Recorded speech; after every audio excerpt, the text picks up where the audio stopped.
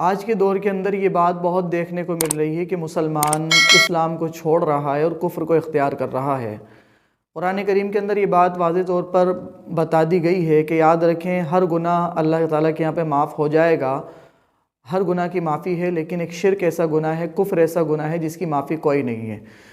شرک اور کفر کی معافی نہیں ہونے کا مطلب یہ اس میں بھی مسکنسیپشن ہے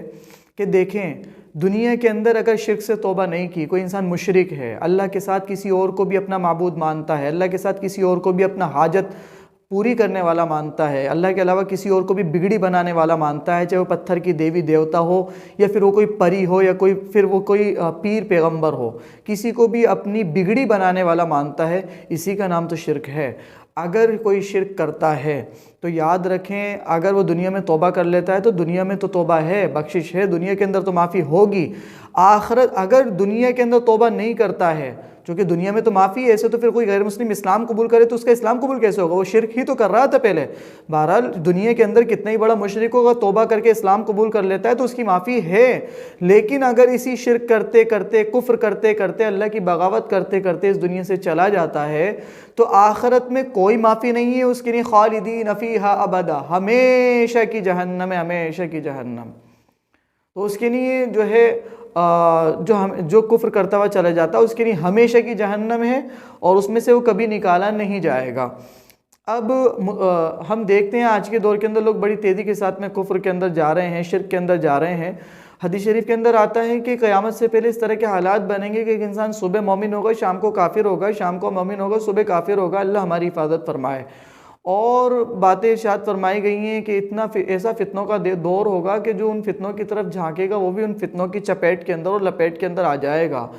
اور لوگ اپنے ایمان کو بیچ رہے ہوں گے، اور ایمان کا سودا کر رہے ہوں گے، اور جھوٹے لوگ پیدا ہوں گے۔ بہت ساری باتیں ارشاد فرمائی گئی ہیں احادیث نبویہ کے اندر۔ تو لوگ آج کے دور میں ایمان چھوڑ رہے ہیں، تو یہ حیرت کی بات، ہمیں بہت اس بات کے اوپر ایک فکر مند ہونا ضروری ہے کہ ہم ان کو سمجھائیں، لیکن یہ یاد رکھیں کہ فتنوں کے دور میں لوگ ایمان چھوڑیں گے، اس لیے علماء حق کے ساتھ میں رہیں۔ یہ تنہا اپنی مرضی کے ساتھ زندگی گزارنے کا وقت کوئی نہیں ہے۔ دجال کے آنے کا وقت قریب ہے، بارش کے آنے سے پہلے ٹھنڈی ہوائیں چلتی ہیں، اسی طرح سے دجال کے آنے سے پہلے دجالیت کو فروغ دیا جا رہا ہے اور پوری دنیا کو کیپچرڈ کیا جا رہا ہے، اور پوری دنیا کے اندر ایک دجالی نظام، دجالی سسٹم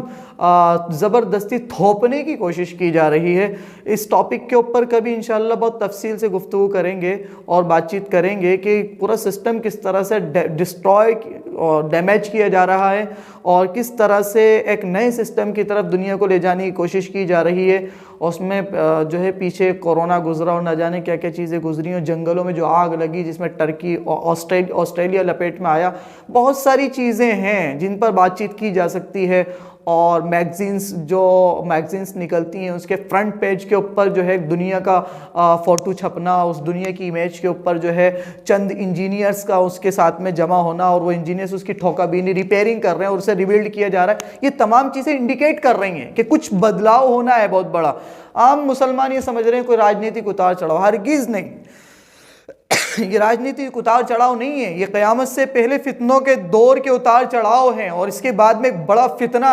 اکبر، ایک بڑا فتنہ آنے والا ہے جسے دجال کے نام سے جانا جاتا ہے۔ اس سے پہلے امام مہدی کا ظہور ہونا ہے، پھر دجال کا خروج ہونا ہے، پھر حضرت عیسیٰ علیہ السلام کا آسمان سے نازل ہونا ہے، اور الملحمۃ العظمیٰ، بڑی بڑی جنگیں باقی، نہ جانے بھی کیا کیا ہونا ہے۔ کبھی ان ٹاپکس کے اوپر بہت اچھی طرح سے بات کریں گے، بس میں اتنا ہی کہوں گا کہ یہ وہ حالات ہیں جن حالات میں ہمیں علماء اکرام اور خاص کر علماء حق کے ساتھ میں ہمیں کھڑے ہونا چاہیے، جو صحیح علماء ہیں، جو اسلام کے صحیح اسکالرز ہیں، ان کے ساتھ میں کھڑے ہو کر اور ان سے پوچھنا چاہیے قرآن و حدیث کے بارے میں، اور قرآن اور حدیث کو، قرآن کو اپنا امام بناتے ہوئے اتبعوا ما انزل الیکم من ربکم،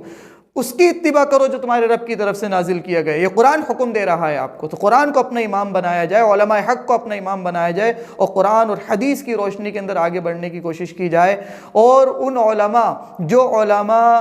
دین کا لبادہ اوڑھ کر اسلام کے نام پر دین کا چورن بیچ رہے ہیں، ایسے علماء سے پرہیز کیا جائے۔ دونوں طرح کے علماء دنیا کے اندر موجود ہیں، اس طرح کے علماء سے پرہیز کیا جائے جو دین کے نام پر چورن بیچ رہے ہیں، ان کا چورن بک چکا، آپ علماء حق کے ساتھ میں کھڑے ہوئیے۔ اور اپنی زندگی اور آخرت کے بارے میں اللہ تعالیٰ سے دعا کرتے رہیے کہ اللہ تعالیٰ جب تک زندہ رکھے اسلام پر زندہ رکھے، جب خاتمہ ہو تو ایمان پر خاتمہ فرمائے، شہادت کی موت نصیب فرمائے۔ السلام علیکم ورحمۃ اللہ وبرکاتہ۔